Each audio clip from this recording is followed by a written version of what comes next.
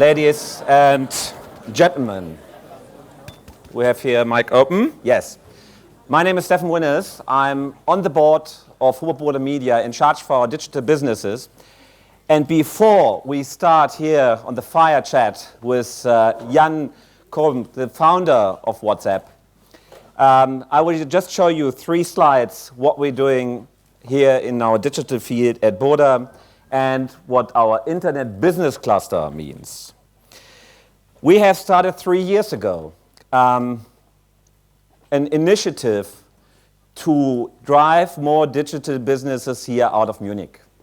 Because we have seen it is very important if you really want to establish good internet businesses, that working together with the university, with you as young students who really want to make a difference, plus us as companies who are providing jobs and opportunities, that really makes a big difference. And therefore we have provided hundreds of thousands of euros to establish the internet business cluster here in Munich. And I have to say we are on several initiatives to really grow that. I don't want to say too much, but I think we're in a good run to really build in the next 3 years a successful digital cluster here in Munich. Just to give you a fast overview about what Boda is doing, I'm in charge for the digital business.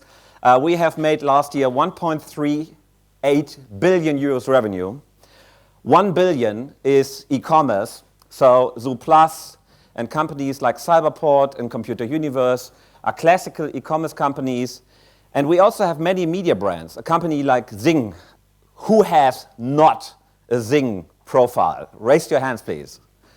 You should change it instantly. It's a fantastic platform. We grow faster than LinkedIn, and we need you. So please, go on Zing, get your profile, and if you send me an email tomorrow, you can contact me. No problem at all. We also have nice brands like Holiday Check, Elite Partner. Focus is our news brand, and that business is growing all very nicely. Boda has been a company who Boda, the owner and founder, has been a visionary for whole his life. And he started talking about digital 20 years ago when he started visiting Palo Alto, the beginning of Palo Alto, when he was starting to visit Seattle to see the starting of Microsoft. And today, these figures are from 2012. In 2013, we made with Boda Digital more than 50% of the revenue of Boda overall. And there's not one company on this planet, not one media company, who has a higher revenue today on digital. And it's my job and the job of my team to really grow faster than most of our competitors in the market. Well, and then Jan is here. And it's a great pleasure and honor that you take the time to talk to the students here and to have a fire chat. I think to explain what you have done, you have founded in 2009 the company. Your mic is open. Hello. Okay. Hello. And you're in an area where everyone thought telecommunication companies are running the place and have control. And you have showed that it's able, if you really want to develop a new brand and make a fantastic business out of it. Ladies and gentlemen, please give a big applause for Jan.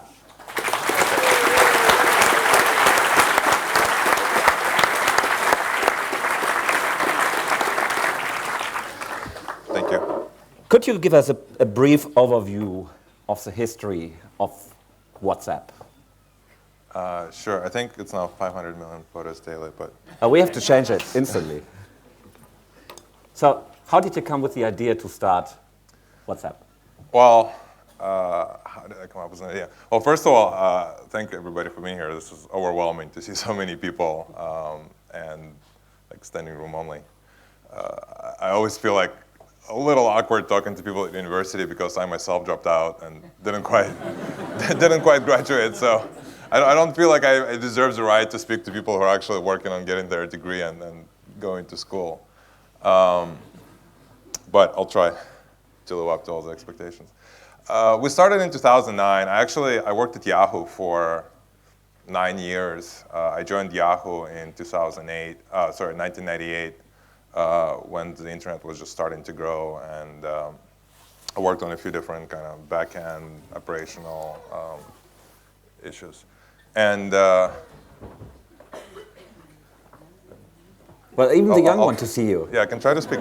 I'll try to speak quieter. I don't want to wake up the baby. So I left Yahoo in 2007, at the end of 2007, and after working in the same place for 9 years, I kind of just wanted to take some time off and goof off and not do a whole lot. So I took a year off. I spent all of 2008 kind of just traveling, and I was actually here in Munich as well. I went to Hungary, Buenos Aires, Ukraine. I just kind of like traveled all over. And I remember it was kind of painful to stay in touch with my friends, especially in Argentina, where they have like this. Anybody here from Argentina? No. So they have like this weird dialing system where you have to like use a different prefix depending where you're calling or who is calling you. It was very complicated. And so after I came back in January of 2009, I actually bought an iPhone. And I remember how just like the light bulb went up in my head. It was just so obvious that everybody's going to have a smartphone eventually. Every single person on the planet will have a smartphone, not just people in first world countries. It was just a matter of time. And so we kind of started playing with different prototypes. iPhone SDK came out, I think, 6 months prior to when we started. So it was kind of new. It was a little bit of uncharted territory. And it was very interesting for us to just see what we can build and what we can do with it, because fundamentally your smartphone is actually really a computer. And we quickly realized that it's a computer, but it can do a lot of things. Obviously, it can receive calls, but it can also do a lot of things.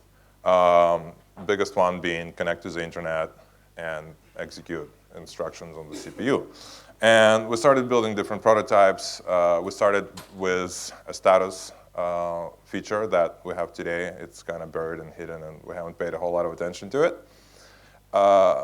We did a couple of interesting things that paid off in the future, but we didn't know they were going to pay off when we built the status application, because the status functionality itself didn't really work. It was actually WhatsApp 1.0. But we ended up iterating on top of it. And when we started to iterate it, and we added messaging, that's when the things actually paid off that we did early on, like not having people have usernames, integrating with the address book, and just making the sign-up flow and the user experience so simple that anybody could use it. And in 2009, that's when, towards the summer, at the end of summer, when we added messaging, that's when everything kind of took off and our growth exploded. And just the rest is history, I guess. The rest is on the board. So when you had the idea to start your company, I mean, messaging, text messaging was a big business, or is a big business, of the telco operator. Have you ever thought about, I'm going into a market which is dominated, how can I get into the market? Did you have fears before you started going into, because of the big giants who are there? Or is it just, we get them because we do a better product? I didn't even think about it at all. I was trying really hard to avoid getting a real job. and because my friends were telling me that I should get a job and stop like wasting my time, and I was just more set out to prove them. It's like, hey, I can build an app, and like, hey, I can add it to an Apple store, and hey, people can use it, like 10 of them. So no, we didn't think about it in those terms. I think we just wanted to build a product that people used. We didn't think of it as, well, telephone companies are doing messaging, or Skype is doing messages, or ICQ, or Yahoo Messenger. We just kind of looked at the problems that existed, and every one of those products had problems. Like with SMS, you could send a message, you don't know if they got it or not. With Skype, you had to have this username exchange that was kind of complicated. I actually lost my Skype account, and I had to create a new one and to like add all my friends again. It was a pain. And so every single technology that existed before had issues. So it's not just SMS. And we just kind of said, okay, well, it's 2009. Can't we do something better? Can't we get rid of usernames and passwords and all that stuff, and buddy lists, and just simplify it? And that's kind of how we thought about it. We didn't think that we would really be competing with anybody seriously. We just wanted to build a better product, which makes a really difference.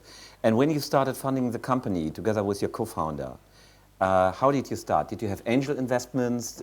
Did you take VC money in? How did that work in 2009? in after? Well, we didn't really have any expenses because I was working out of my house for a while.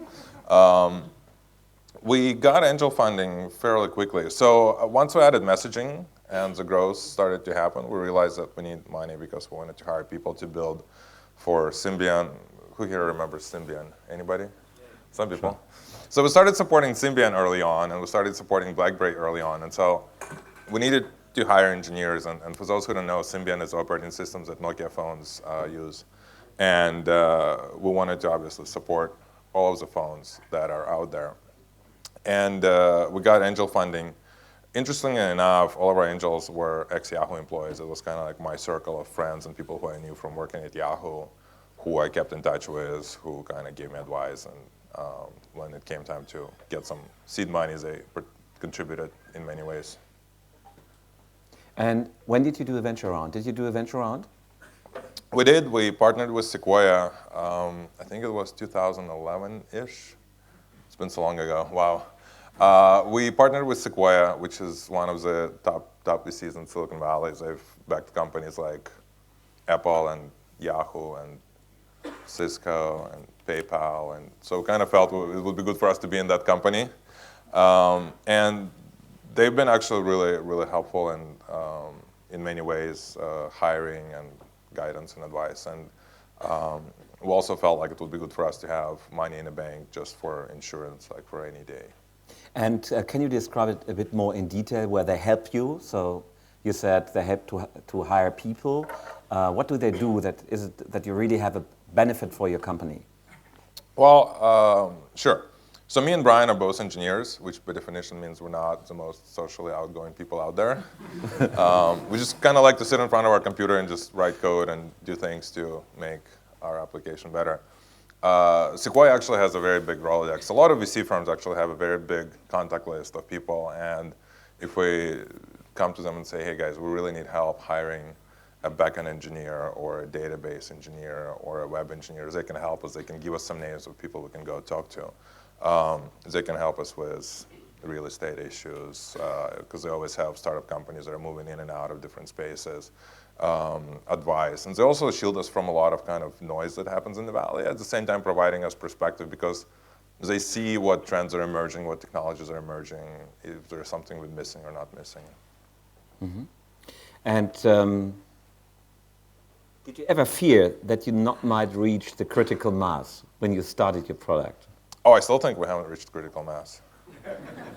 So maybe, you said 500 million, right? Maybe 430. 430? Well, it was photos. Maybe in Germany we have, but as I was saying yesterday, we're not on every single smartphone today. If you look at a global landscape, we're on a lot of devices, but not all of them. And I think despite all of our growth and all of our user numbers, we still have room to grow. We still have users to onboard and to get them to join our network.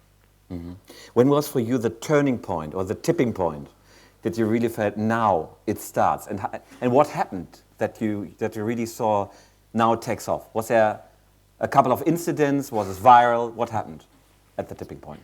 Well, we saw virality right away.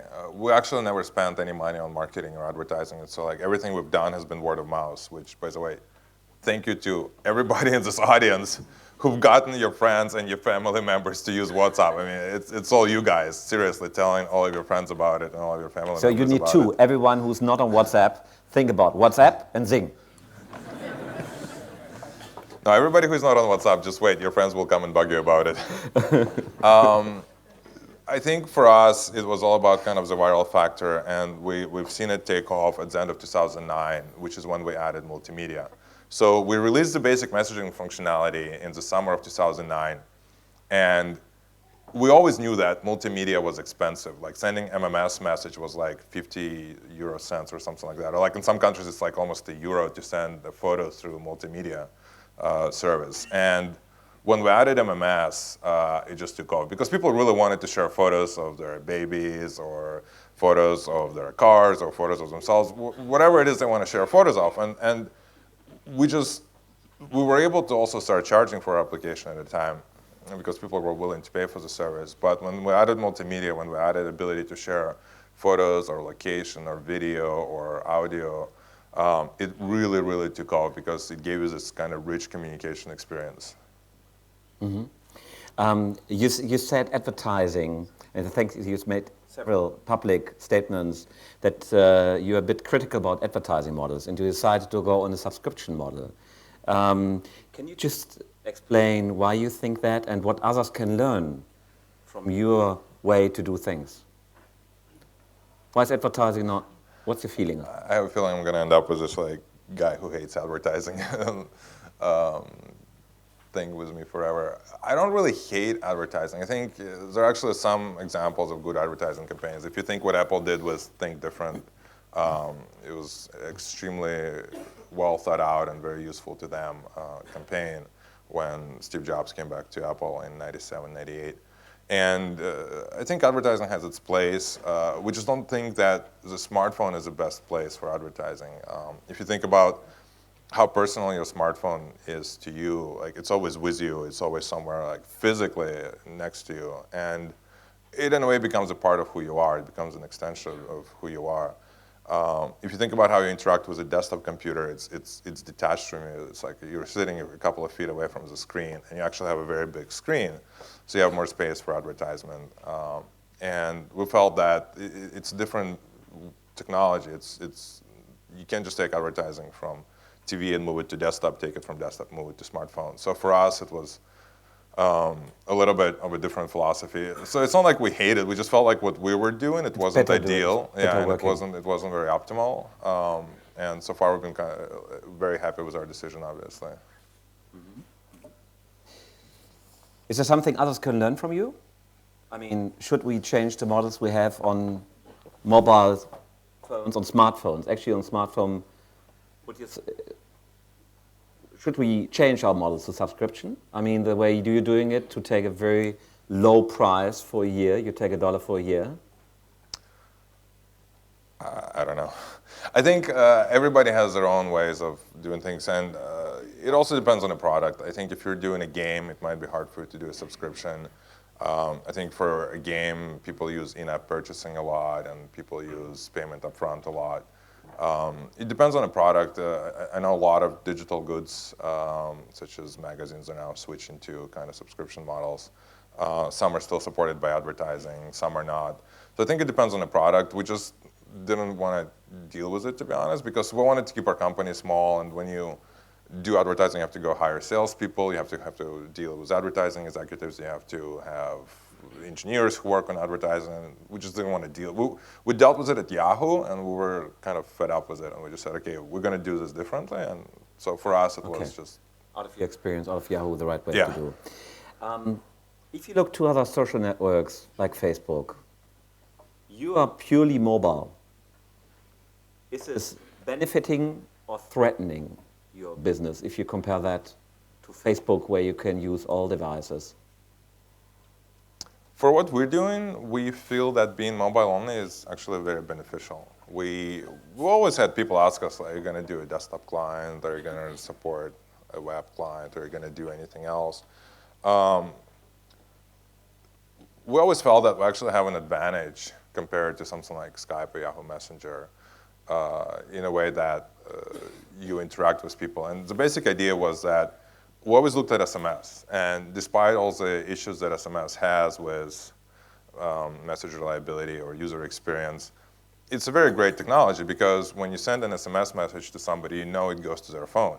There's nowhere else it can go. It's not going to go to your laptop or your desktop or your iPad or your tablet. It's only going to go to somebody else's phone, period. That's it. There's no other questions about it. It's not up for debate.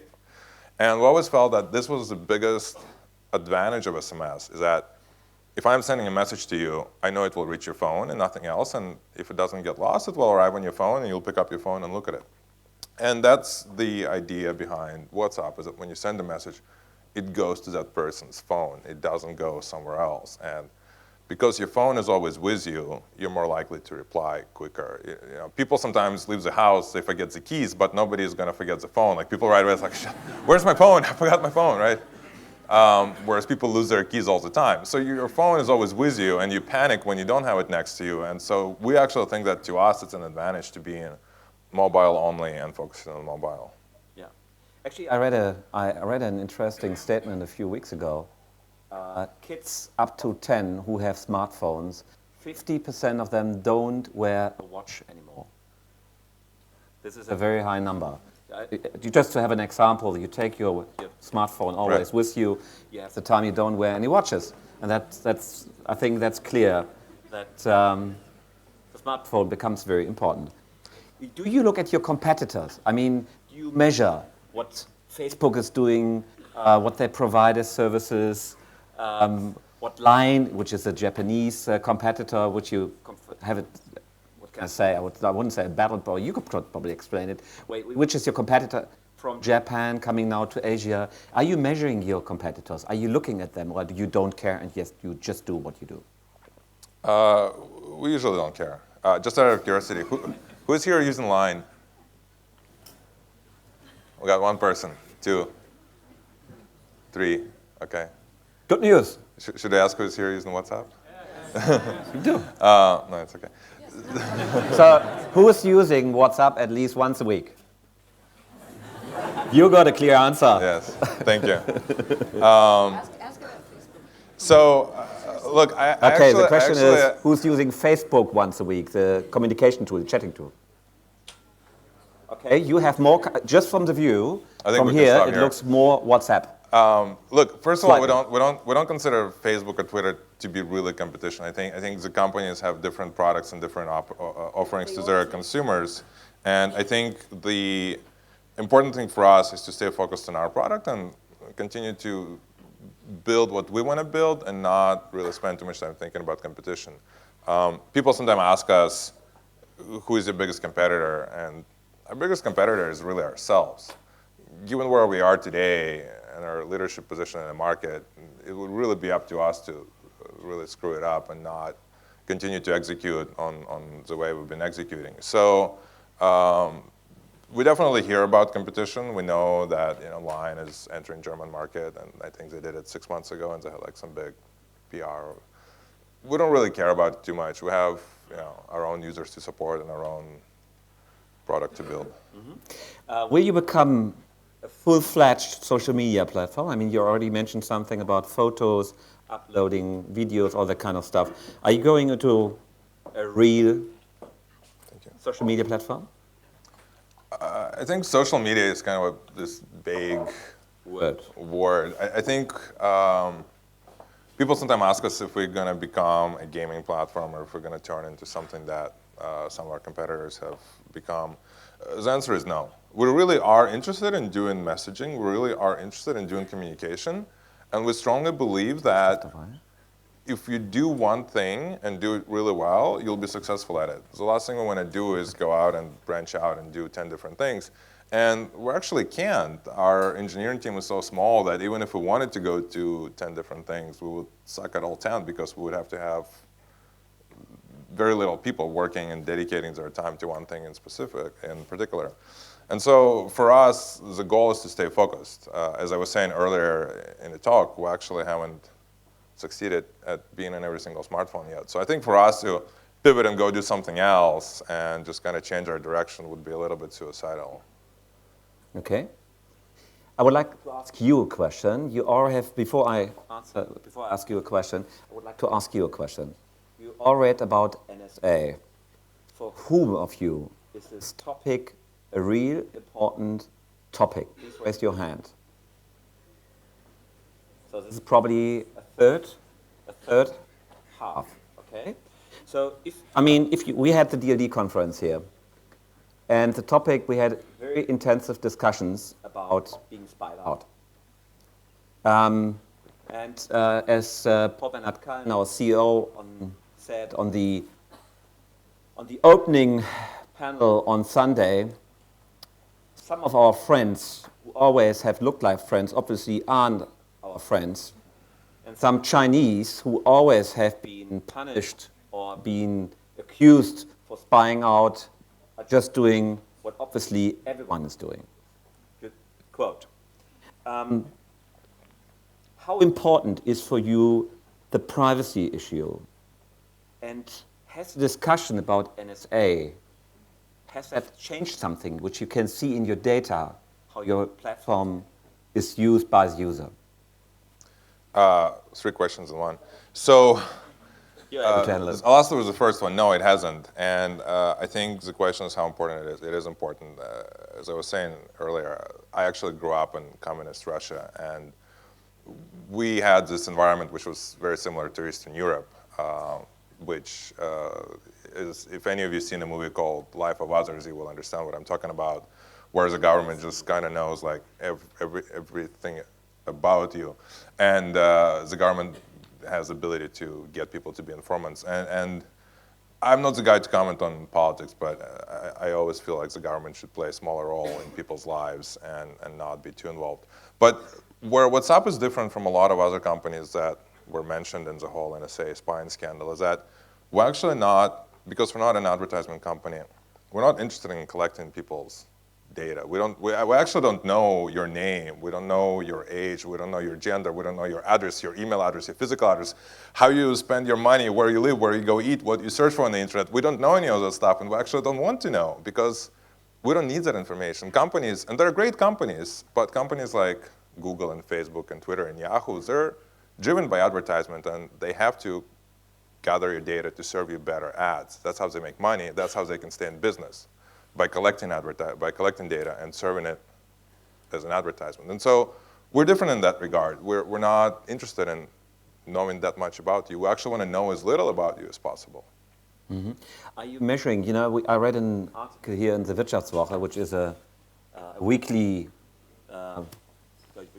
magazine, political and financial magazine, and they checked privacy, the standard of privacy, and they came to a result that most American platforms, according to our laws here in Germany, have the doors wide open if it comes to security. Are you measuring the way how you keep the few data points you have, which you said, to keep them really that no one can take them away, can hack into? What are you doing to protect these few data points you have? Well, not to get very technical, but security is obviously a big deal for us. And our engineers, even so we have a small team, that's one of our top priorities, is to make sure that our systems are protected and secure, and that we provide, because we have 430 million people trust us with their conversations and their messages, and it's important for us to not betray that trust. So we spend a lot of time making sure that we do everything we can to protect, from using a service provider that has all kinds of physical access protections to making sure that our systems are up to date and always running latest patch software to make sure that we don't get any kind of issues on our hands. Okay. What direction is WhatsApp headed towards until 2016? Can you say something, what your ideas are, what we can expect? You have lots of users in this room. We are all looking for new features. What's coming up? I would probably have to ask what new features people want first. We don't comment on our product roadmap, but I would be really, really excited to hear what you guys think we should build and just kind of get feedback. I don't know if it will happen later or during this talk. I think for us, the focus will continue to be on the user experience and the stability and the speed of the application. And what we do is not very sexy. We focus, for example, on things like how long it takes application to launch, right? So you tap on an icon, does it take 3 seconds, 5 seconds, 1 second? It matters, right? Because if you message somebody 100 times a day and it takes 2 extra seconds, that's 200 seconds you could be doing something else.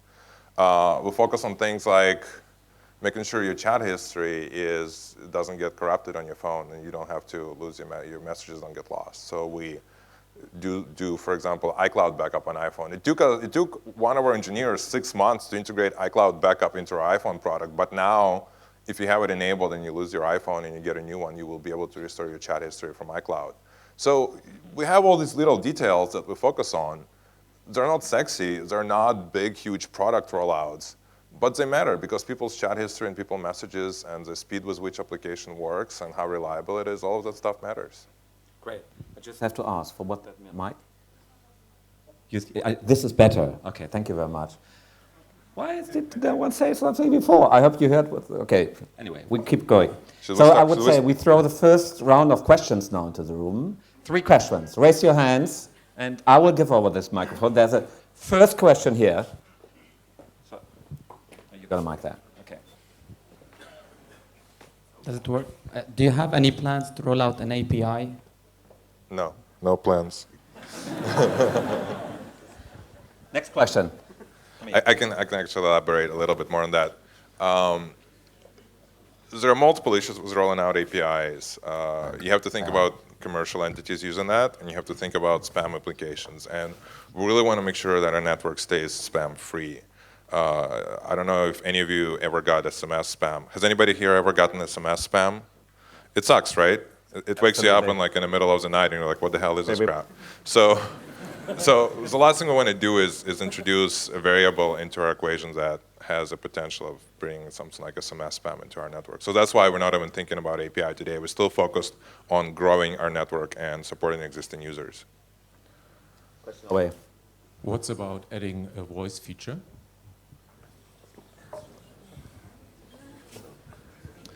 Question was, what do we think about adding the voice feature? So we have voice messaging. I know it's different, but do people here use voice messaging? Some do. We think it's actually really cool. We spent a lot of time building it. It was kind of like a personal pet project of mine. We also did something really innovative where the microphone icon turns a different color when the other person has listened to the voice message. So it tells you not only was it delivered, but if they played it. I know that's a different question. To answer the voice question, when we set out to build the messaging functionality, we knew that we can build it. Can anybody hear me if I don't hold this? Can everybody hear me? Okay, so when we set out to build the messaging functionality, we wanted to not just do what other guys do. We wanted to do something better, way better, way, way, way better. And for us, it's important because we don't want to build a Me Too product. We want to build a really great product that is leading the industry. The issue with doing voice is that it's very tough to build a voice product that can be better than what is offered today, pricing aside, because you have all these network-specific issues that I don't want to get into here today because they're too technical, but it has to do with how carrier networks work and signaling and cellular and data versus cellular. And it's something we explore once in a while in a company, but we have yet to find a way to build it in such manners that would be better than what is offered today. So for us to roll something out that doesn't work that great, it doesn't work so well, we don't see the point in it. Last question for the first round, please. You need a mic? Mic is here.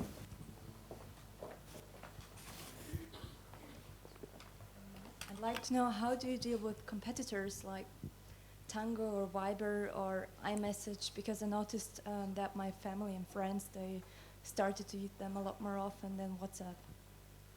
Which one exactly? For instance, before it was Tango, but now they have too many ads, and now it's Viber. So they were using Tango, and then they started receiving too many ads, and then they switched to somebody else. The way we deal with competitors is we don't have ads. And when the next competitor introduces ads, they will switch, and then they will switch, and eventually they'll discover WhatsApp, and they'll realize that that's where they want to stay. In terms of iMessage, iMessage is Apple-only product, and we're cross-platform. We actually work on 7 different platforms. And the world is not iPhone only. There are people who live in emerging economies who cannot afford a new iPhone every year. And it's important to understand that there's actually more Android users than iPhone users in this world. And so by being cross-platform, by working on iPhone and Android and Nokia and BlackBerry, we're actually able to compete with something like iMessage. Okay, I mean, you showed great success. Jan, how many times did someone approach you seriously to acquire your company? And what did you tell him? So we actually don't get approached in general because we're very hard to find. We don't walk around Silicon Valley saying, hello, my name is Jan, I'm from WhatsApp. And we actually don't do a whole lot of press appearances, and we don't go out and socialize that much. And, so it's kind of hard for people to approach us. And even if somebody does approach us, you have to sit down and have a conversation. And we just don't have time for that. not only do we not have time for that, we just don't even start the conversation because we're not interested in exiting our business today. And for us, it would be just a waste of time and a waste of the other party's time. So we don't even open the door for a negotiation. Yeah, just to share that, when I visit you in your office, I think in June, I've been there, it took me 20 minutes to find it. There was not one sign at the door. It's not that bad. And then there's a different company in between, and it took us some time to find you. Anyway, we did. So you have VC money. What happens if VCs come to you and say, we have one paying 2 billion, 3 billion today, sorry, prices have gone up. We have what? Someone is willing to pay a huge amount of money, which we see now with Nest and all other acquisitions. We have seen by Google and others, where, what can I say, tons of money. What would you say if Sequoia calls you? So we had this conversation early on, before we actually partnered, and there are a lot of different types of VC firms. Some are focused on short-term return, 1 year, 2, 3. Some have different priorities. If you look at Sequoia's track record, they have an extremely long-term vision. They've invested in companies that take a long time to build, and at the end they become more successful because of that. They're actually extremely aligned with us on the visions that we have in a way that this 400 million active number someday could be 4 billion number. And they want as much as we want to get to that point, because you can have a much more valuable company, you can have a bigger company, a better company if you get to the point. And I think it has never been an issue for us or for them because we're so aligned in our vision of where we want to be 5, 10, 20 years from now. Great. I would like now to change a few things about your management style, because we have lots of students here who are interested in how do you do it. How would you describe your management style in your company? I don't know. Niraj might be able to describe it better. I actually worked, so when I was at Yahoo, I reported to David Filer, who was one of the co-founders for the longest time. So he was my manager. And a lot of what I learned, I actually learned from him. And he was completely hands-off. He was very technical, a really bright guy, and he mentored me in a lot of different ways. And he was completely hands-off to the point where sometimes I wouldn't talk to him for a month. That's how hands-off he was. I would have my own projects to work on and stuff to fix. So I kind of have a similar approach. We're actually extremely flat. We don't have any managers. All the engineers are on the same level, and we don't really have any organizational structure. It allows us to execute faster. It allows us to iterate faster, and it allows us to continue to feel like we're still a startup. We get together with my co-founder and figure out what we want to build, and then we just execute on top of it. And we don't really have that many meetings or committees or approval processes or anything like that. We just try to get shit done. In fact, our motto historically has been that we want to hire people who are smart and capable of getting shit done. And that's kind of people who are working at WhatsApp. They're able to figure stuff out and get stuff done without supervision or us getting involved. How do you identify talent? I mean, if you're in a highly competitive space with many companies in Silicon Valley, how do you identify talent, and what do they say if you approach them and say, start working here? Well, it used to be that people would say, what is WhatsApp? Because we weren't extremely famous in the United States. That has changed, and now people want to come and work at WhatsApp. I think for us, the important indicator is how passionate people are about the product and how passionate people are about what it is they want to build. We have another advantage in a way that big companies, Cisco, Apple, Yahoo, Facebook, Google, they have thousands of people working for them. And that means they have to hire hundreds of engineers a year. We don't. We just hire 5 or 10. So we're extremely selective in our process, and we take a lot of time to find the right fit, be it on the technical side or cultural side. And we have really, really tough interview. I wouldn't pass it for sure. I know. Like if I came to interview at WhatsApp, I wouldn't get a job. And we look at a fit, we look at a cultural fit, but we're also really selective in a way that we pick people to join our team. We have this kind of like a dream team in a way of engineers because we're able to support so many users with such a small number of people. Yeah, if you divide it, it comes down to 9 million users per employee. Sounds about right. Big number. In a Twitter post, you once stated, "Next person to call me an entrepreneur is getting punched in the face by my bodyguard." What's wrong with being an entrepreneur? Well, first of all, I don't have a bodyguard, so it was kind of like an inside joke. I actually don't like the word entrepreneur. I was trying to look it up. I was trying to understand why I don't like it, and I was reading Wikipedia, and I was reading this section where it came from, and I guess it came from like a French word that meant something. I think so. I didn't get to the bottom of why I don't like it, but I have a theory. I think to me, entrepreneur is somebody who starts a company for a financial gain, and I could be just misunderstanding or misinterpreting the word. We just wanted to build a product.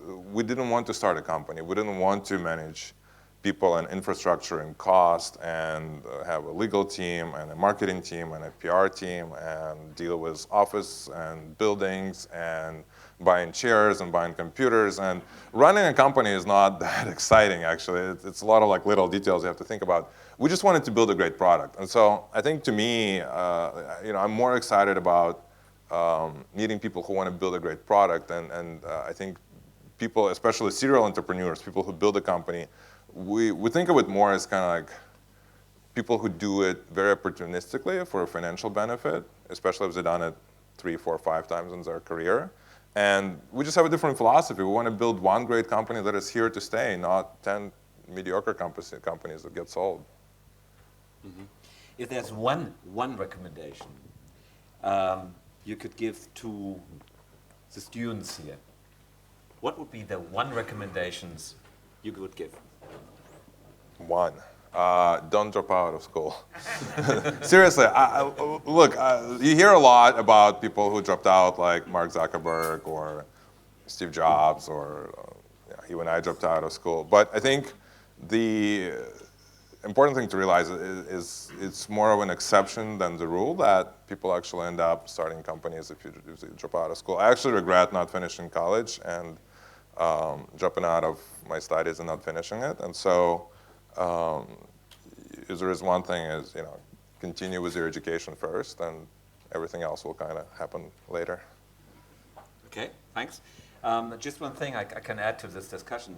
There's a study at Harvard Business School over the people who actually got their degree there. And they checked it over 20 years, and it's absolutely statistically significant. The worse you have been at Harvard Business School, the richer you become afterwards. All the guys who went to McKinsey and Google have massively less income, net income today, than the bottom third of the graduates of Harvard Business School. And that is proven, so for all of you who are just trying to get through the exams, that should give you some positive energy for your future. We have another 10 minutes for questions. So please, many questions. Raise your hand over there. And then we keep going. We have enough. Yeah, one of the basic principles the internet is based on and how it is today is the net neutrality. And how would it affect WhatsApp if net neutrality wouldn't be guaranteed anymore? I mean, it's very important to you that your data is sent very quickly from customer to customer. So would WhatsApp still be possible without net neutrality? Look, as I said earlier, I'm not the guy to comment on political issues. I absolutely think that net neutrality is important, and like internet should ideally stay the way it is today, or maybe even worse 10 years ago. And the interesting part about net neutrality is that WhatsApp actually contributed to net neutrality law in Netherlands getting passed a couple of years back when one of the carriers, I believe KPN, threatened to block WhatsApp the government stepped in, and this is probably one of the very few things the government did or does.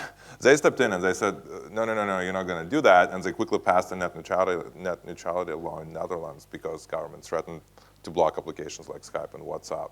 The carriers threatened to block, and government stepped in and said no. So we actually believe that, we believe in net neutrality, and I think it would be weird for me to say otherwise. So WhatsApp doesn't do advertisements. It stopped registration fees. So how do you guys make money? How much money do you have with you? Our business model is actually quite simple. We give the service away for free for the first year. So if you go today to an Android market or iTunes, if you're a new user and you sign up for WhatsApp, you will get service free for the first year. And then after that, it's $1 a year. And we don't automatically charge your credit card, obviously. You have to want to pay and you have to agree to pay. And then every year you just pay $1, and that's a business model. It's very simple. We don't think $1 is a lot to ask for. Think about 5 billion. If it's working with the 5, yes. You mentioned 4 billion. That's the goal. I mean, just if you think about it on this planet, in many countries like Africa, smartphone today is the way of communication.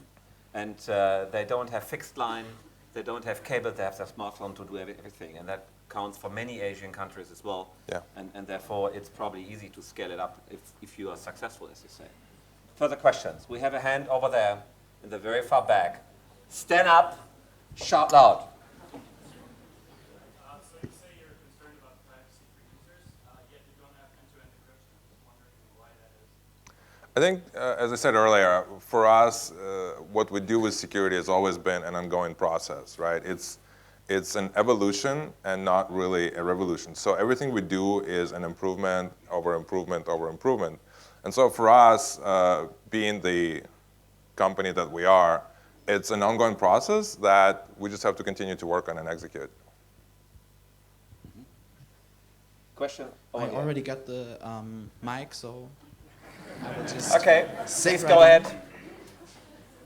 Okay, so first of all, you already told us about you already gave us kind of a grasp on your motivation when you talked about your views on entrepreneurship. But what really would be very interesting for me is what truly drives you as a CEO, and what truly drives your company value-wise. I think you already answered a lot about What drives me to CEO? Yeah, it's more about product. It's wanting to build a really good product that not only people here can use, but a 6-year-old grandmother in Brazil can use to stay in touch with her grandkids, right? Somebody who never used a computer, somebody who's never had a laptop or a desktop, somebody who doesn't speak English, somebody who bought their first phone to stay in touch with her relatives in Brazil or some other country. That's what really drives me. We want to get people connected. We want to give them a way to communicate and stay in touch, and that's really powerful. The gentleman in the blue pullover. For example, Line has a timeline feature. I just wanted to ask you how you do testing for new features. So what's your approach to testing? Testing new features. How do you test? Well, I think you might have been asking how do we decide which features to release, which features not to release. In terms of testing, we have beta programs internally. First of all, we use the product, obviously, everybody in the company.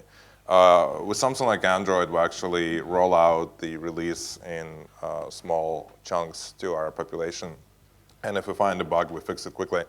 We don't really have a QA team internally. It would be impossible to hire a quality assurance engineer and expect them to test different networks, different configuration, different devices, screen sizes, memory settings. So we actually depend on our users to find bugs, to report bugs to us, and we fix them quickly. Question over here. So we've already talked about competitors, and we would all agree that telecommunications, they're losing a lot of money because of WhatsApp, and it took them a lot of time to build something in order to fight back. And now we're talking about Join, and Join is going to be soon rolled out in Germany. How do you see Join? Because Join is not a Snapchat or a Tango or something. They have a huge bank account. So how do you see joining the competitor? I think that goes back to the comment I made earlier. We don't really look at our competitors that closely, and we really want to focus on building our product and making it great instead of thinking about what other companies or groups of companies or startups are doing. Okay, Mike is there. So you're targeting so many mobile platforms. Are you targeting them all equally, or is there one platform that you probably highlight and work more on? Yes. Look, I'm not gonna I think create a huge news if I tell you that we love to work on Android. It's an awesome platform. It allows us to build really cool things. Like, for example, on Android, we can do pop-up notification. So if you get I don't know if any of you are Android users, but if you get a message, you can get like a quick pop-up and you can reply from it instead of launching the application. We can do really cool backup to your micro SD card, which on iPhone you don't even have. And on Android, we can submit a new version into the Google Play, and if we find a bug, a minute later, we can submit a new one with a fix. So we love Android, but having said that, we try really hard to make sure that all of our features work equally the same on all platforms. You'll be surprised if you take a Nokia S40 phone, which is their kind of a low-end phone that you can buy in a lot of emerging markets. If you take an S40 phone and you install WhatsApp on it, you will get the same features you get on iPhone or Android. You will have group chat, you will have ability to share media, you will have voice messaging, you will have pretty much everything on the phone that you can do today on iPhone or Android. You might not have GPS because the phone itself might not have GPS, but all the other features will be there. And so while we do love certain platforms because they give us freedom and flexibility to iterate quickly, to test, to fix bugs, we try to treat all of our users the same and try to build all of our features the same across all platforms. One question I would like to ask you about Google. Today we heard that 81% of all mobile phones being sold, smartphone last month, have now Android.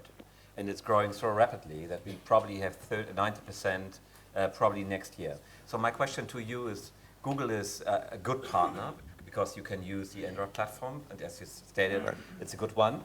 But what is your view on Google? I mean, they could run an update and could do something very similar because they have the financial resources, you have the operating system, they're able to change things very fast. And Google has a long track record in going into an industry very heavily once they see it strategically, and even if they had partners in the past, to kill them.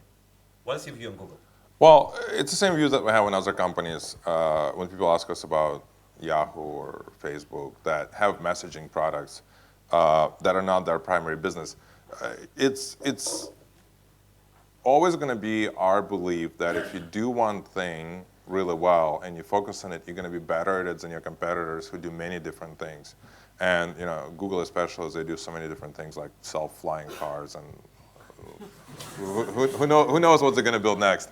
They're a great company, but their core business is search. Their core business is advertising. Their core business is figuring out what you search for, who you are, and serving you a different banner ad based on where you are, who you are, and what you're doing. If anything, people are kind of moving away from having a lot of data out on the internet, which is why you see an emergence of apps like Snapchat. And this is why I think people use WhatsApp, because we're not interested in a lot of your personal data. And while they're a great partner, I think fundamentally they're not messaging first companies. They're a search first, advertising first company.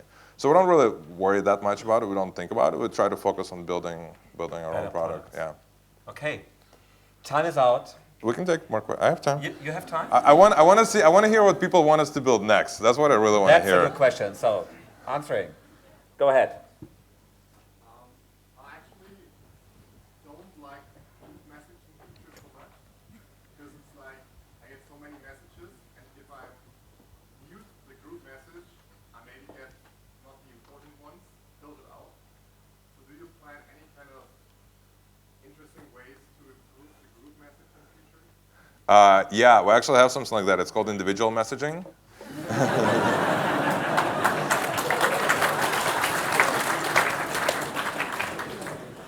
That's not bad to get a product training by a CEO, right?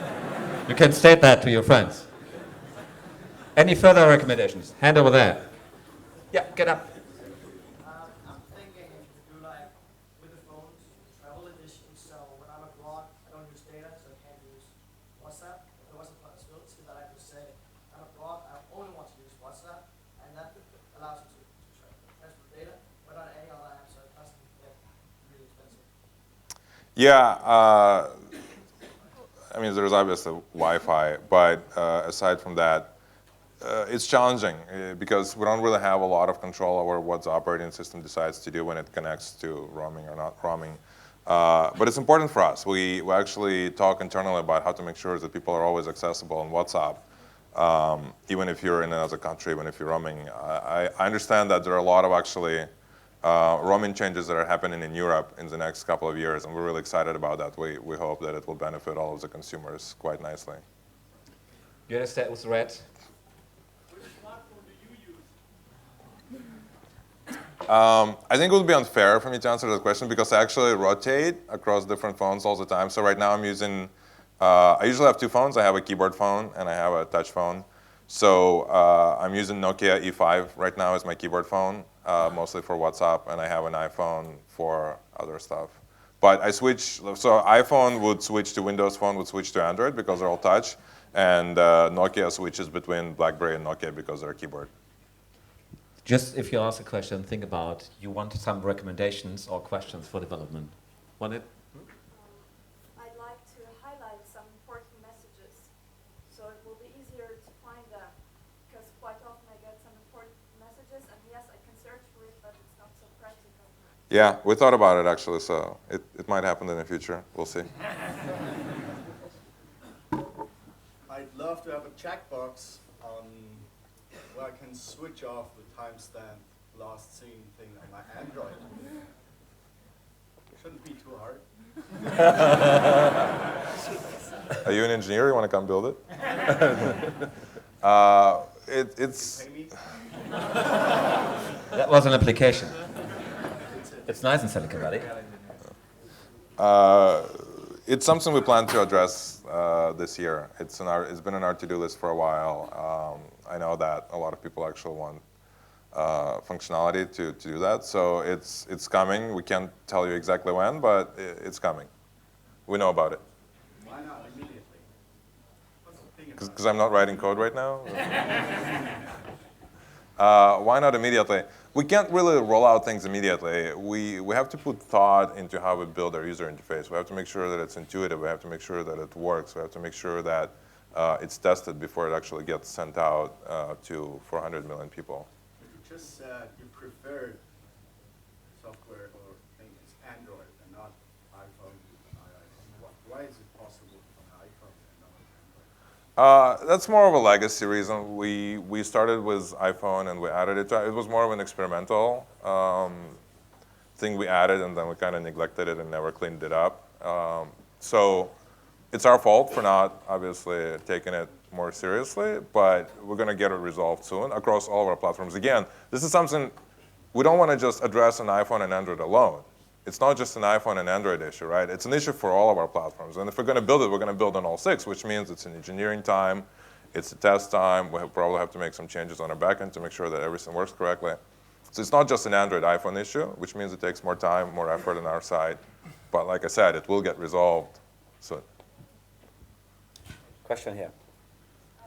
So basically, as an engineering CEO, what is your daily task? Do you work on the architecture? Do you work on usability? Because you mentioned do you write code in a Question is daily task. I don't write code anymore, which is actually good because it wasn't that good to begin with. My co-founder is much better at it. I actually set up servers, so I do that because I kind of like working on the operating system networking level. I answer customer support emails. Sometimes people just email me directly, which, by the way, if anybody here has questions after the lecture, it's jan@whatsapp.com. So people sometimes write in with issues or questions, or they're having problems with the app or the phone. Where I talk about product with our engineers. I work with our designer on the look and feel of the application. What else do I do? Doesn't sound like I do a lot. But I mean, it's a great idea. If anyone has good ideas, even tomorrow morning, just send you an email. On your email, you just heard. Just want to repeat it? JAN@whatsapp.com. Okay. So I just tell you, I did it the last time here, and I get 40 emails. It took us 2 weeks to answer them all. So yeah, hopefully we get a few hundred. So I might not be able to answer every single one of them, but I promise you that I will read it. So that's that. Okay, Jan, I have to say, the time is really up, and I don't want... I still don't know what we're going to build. Nobody told me what we're going to build next. I would say, let's go via email. Okay. Because time is going up, and I don't want that anyone dies here. Here's at least 35 degrees. And if someone has a splendid idea, just use the next 5-10 minutes before we leave the room to tell it to you directly. Okay. Thank you very much. Thank you for having me. Thank you for the great answer. It's great to have you here. Well done. Thanks. Well done.